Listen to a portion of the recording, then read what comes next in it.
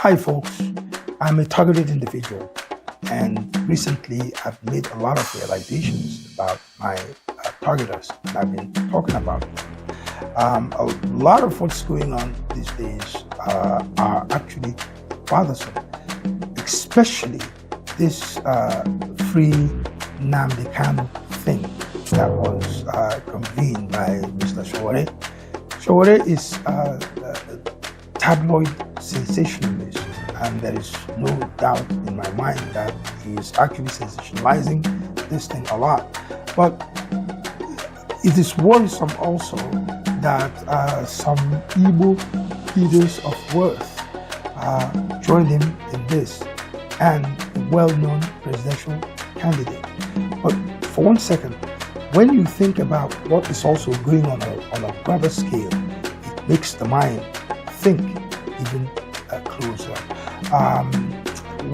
Just a few hours ago, I read about a call by Wozniak, for instance, and Sir Branson to ban superintelligence, that is AI, that is far more superior than the human mind. It says ban it until we can better regulate it. Makes a great deal of sense. How is this related to the Biafrans? I'll tell you how. By 1966, in 1966, a group of young, seemingly super intelligent young men broke ranks because they thought that something was wrong with the nations. Just 6 years after it was created, Zogu was 30 years old, not married, no kids, decided to move with the other majors, 5 to 7 of them, including Ifajuna. They were all young people, and went and slaughtered some key Nigerians in an effort to actually right the wrongs that they saw. Of course, those men thought that they were super intelligent. They were more intelligent than the average, seemingly than the average Biafran Igbo person at that particular time. The federal government did not find it funny, and there was a counter coup by 1967, which actually sparked the Civil War. But how did it spark the Civil War? Again, a super intelligent man, man regarded more intelligent at that particular time than any other Igbo person, went to King's College, Lagos, and Oxford University, son of the richest Igbo man at that time, and dashing military lieutenant colonel. Speaking about Ojukwu, once this whole thing, it's like once the counter coup took place by 1967, it seemed as though the thing took on a life of its own.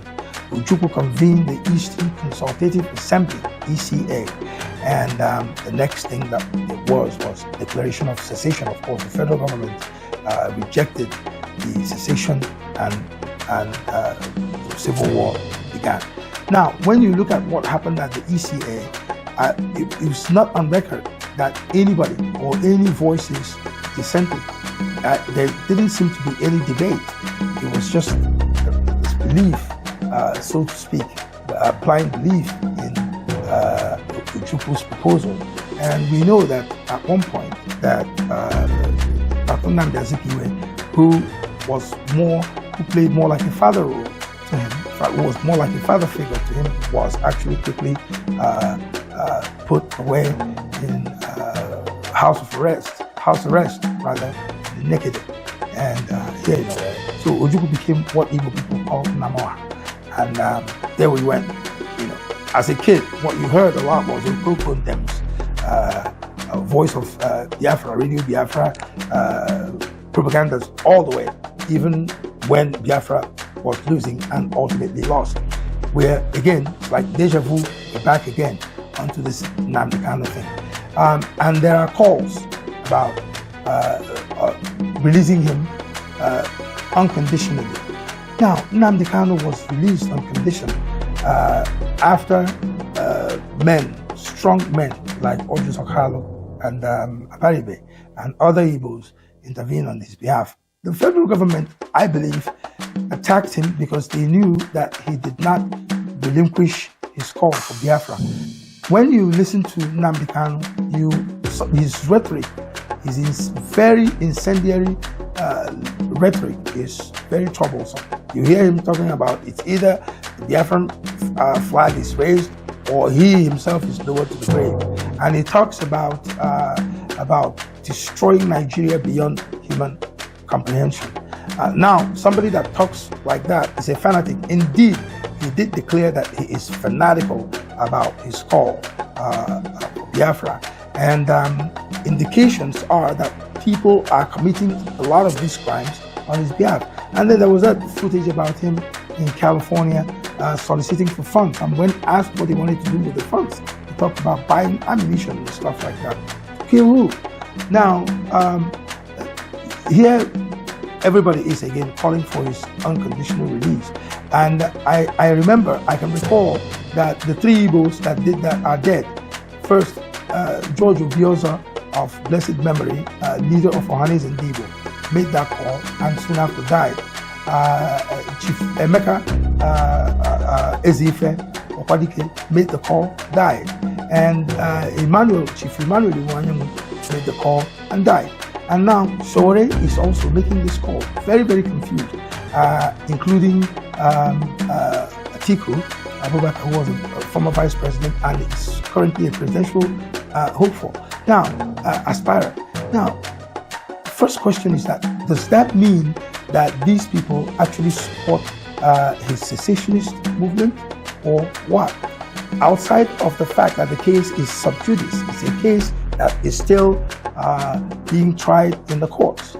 Then they convened this thing on October 20th, and the result of which was that his lawyer and his brother were arrested for engaging in activities that could disturb the public peace, and definitely those activities definitely did that. I'm a federalist, I am a unionist, I believe in the unity and indivisibility of Nigeria. This man is calling for a mutilation of the territorial integrity of the Federal Republic of Nigeria, and I believe that his case needs to go through the legal system. When you are calling for his release, what people tend to be saying is that we ought to disregard our judiciary entirely and act outside of it. One son did ask a question. He said, well, if his son, the Basel son, actually believed in what these guys were doing, that he ought to have been there, but he did not march with them.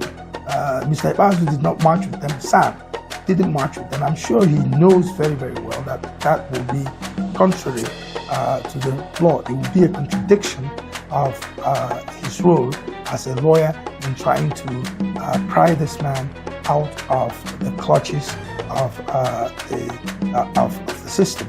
The man needs to be asked some questions. I believe that Mr. Nnamdi Kanu, before we begin to think about freeing him unconditionally, will need to answer some key questions.